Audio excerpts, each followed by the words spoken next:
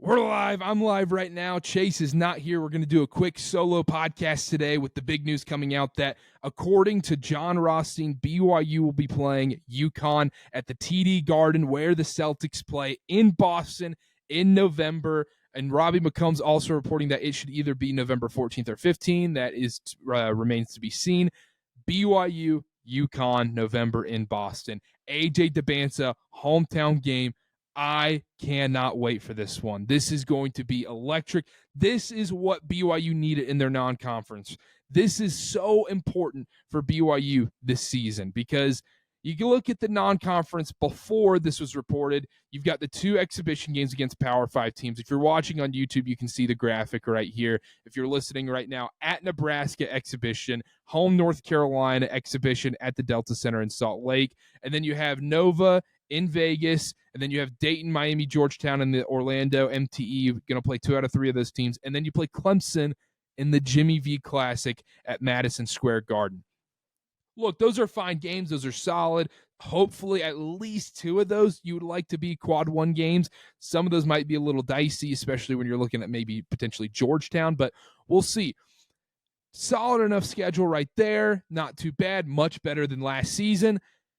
But you wanted that big primetime game for AJ DeBanza and these other guys like Rob Wright, Richie Saunders to really showcase their NBA draft stock, who they are, and then also prove to the country this is why this should be a top 5 team in the country next year in college basketball. And UConn, BYU, that'll be the game that everyone sees. Okay, this is whether BYU's legit or not. A lot of casual opinions will be made just from that game for a while. So at the start of next season when BYU plays, the Nova game will happen and everything, but the basketball world will be locked into UConn versus BYU. Hopefully it's in a primetime slot, nationally televised, ESPN, whatever it may be. I cannot wait for it. Dan Hurley versus Kevin Young, how that looks schematically, that's going to be awesome. Silas Demery, he was looking at BYU initially and then ended up going to UConn. That's going to be a fun matchup there. The talent on display in this game is going to be phenomenal. I cannot wait. I will be there at TD Garden no matter what for this one.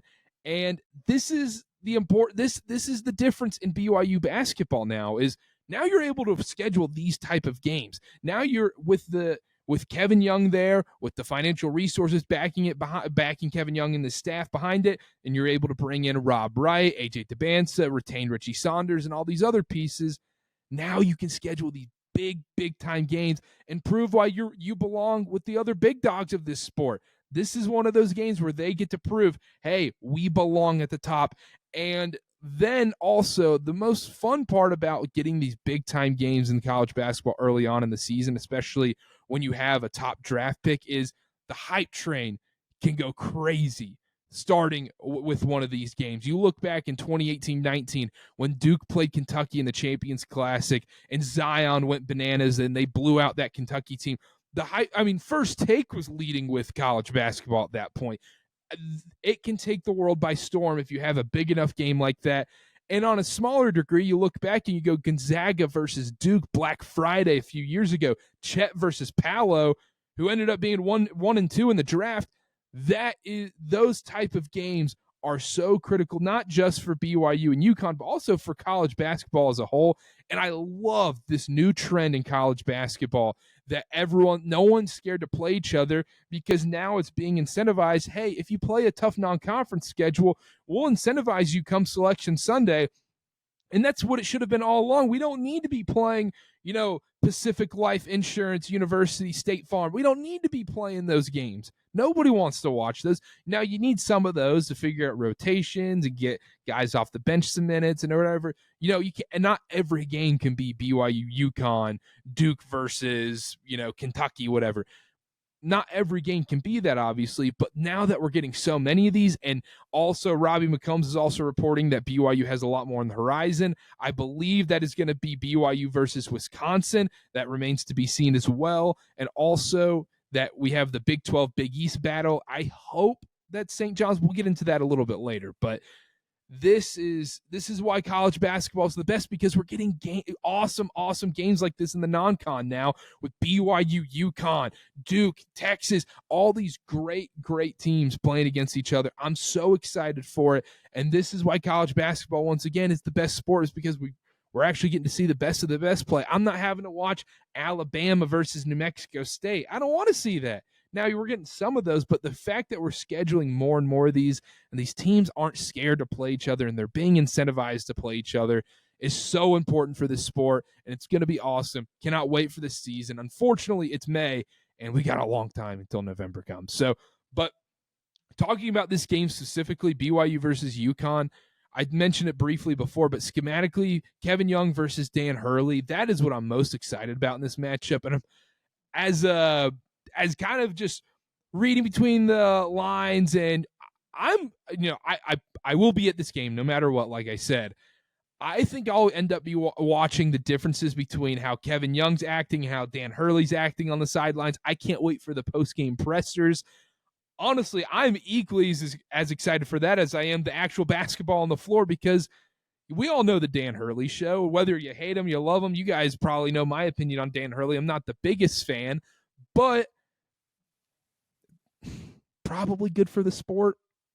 Probably, and I hate saying that, but he's probably good for the sport. Not probably, he is good for the sport. He's bringing more eyeballs to the sport. The sport needs it. So shout out Dan Hurley, shout out UConn. Very, very excited for that game at TD Garden. And you're looking at the rest of the schedule right now. If you're on the YouTube, you can see it right here, pulling it up again. The two exhibition games. I was really disappointed with the North Carolina game being an exhibition. North Carolina, obviously you see North Carolina, blue blood, always going to be a classic. And I know you guys are like, oh, well, you grew up a Duke fan and everything and whatnot. You hate Carolina.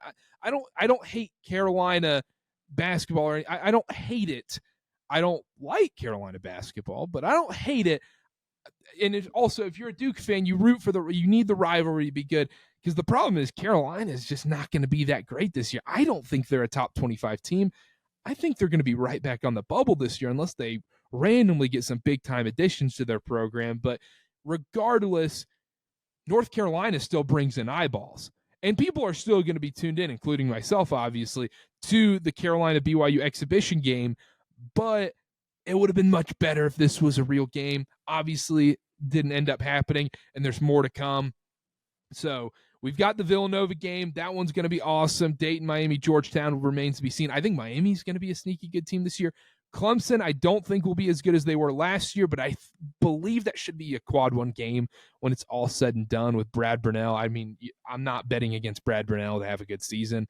So then you look at the other potential matchups like I teased before. BYU versus Wisconsin, potentially. That is what's being reported somewhat, according to Robbie McCombs and some other outlets as well. That would be at the Delta Center in Salt Lake City. I think that's a solid enough matchup. Wisconsin is on a lot of people's fringe top 25 teams. Without John Tonji this year, I don't know how much I believe in this Wisconsin team. With Blackwell's probably going to be their best player going into next season. I think it's a fun matchup. But then when you combine all of these together of Wisconsin, UConn, Clemson, Nova, all these different games, then it becomes a really good non-conference schedule. And if you can get at least three solid quad one games, now you're cooking. Now you got something. Cannot wait for that. And the Big East, Big 12 battle, my hope is that it's St. John's, like I said before. I want to see Rick Pitino versus Kevin Young. I want to see Rick Pitino teams obviously super physical. We know how BYU handled very physical teams last year. Very different team this year. I don't think that'll be the case as much, and where they're getting bullied against a Houston team. I would love to see, that would be a great early test going into Big 12 play, St. John's versus BYU. I hope that happens. I'm not reporting anything. I don't know about that. That is up to the people doing the Big 12 Big East Challenge.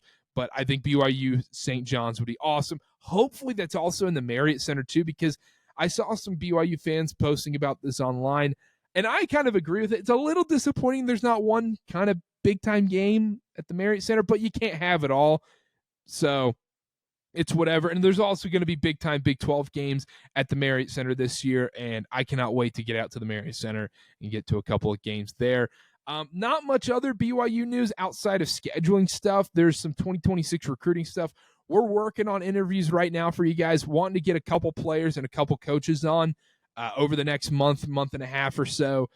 Get some big interviews in here as well. And if you guys have any ideas of former players or former people we should have on the podcast or national media outlet, we have connections there. Hit us up. We will reach out and get those people on the podcast as well. Hopefully we'll get some of the Field of 68 guys in here as well on the podcast. But yeah, for BYU basketball, just a super exciting time right now. No better time to be a BYU basketball fan. It's going to be an unbelievable season, and it sucks. You look at the calendar and you go, it's May.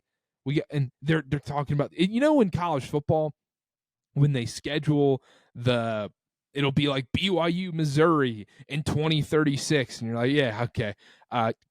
Remind me in 2034 that's happening. They schedule those football games so far in advance and everything, and they end up getting bought out half the time anyways with conference realignment.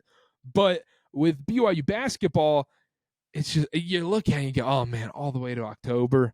I gotta get through all these non-sports months. The NBA playoffs are wrapping up. Luckily, college football isn't too far away, but we got a long time before we're watching hoops on our TVs. So I cannot wait. It's going to be awesome. We're going to dive more into, schematically what this team is looking like. Hopefully we can get some interviews and take you guys behind the scenes a little bit more of what's going on at BYU basketball in Provo this summer right now. And just a lot of fun stuff going on. Also, not a lot to talk about outside of scheduling stuff, so we need to get these interviews rocking and rolling for you. So make sure to hit that subscribe button. Make sure to follow at Church Ball Pod on everything. We're posting like crazy right now at Carter BA. I know Chase isn't here, but make sure to go follow him at Chase_Rogers0 on Twitter, on everything. And we also do NBA stuff. If you're also a fan of the NBA, Chase and I have been doing live reaction stuff on CarterCast, KarterCast, on all social media. You can find those on YouTube, Twitter, everywhere you listen to podcasts. You can find that there as well. So tune into that.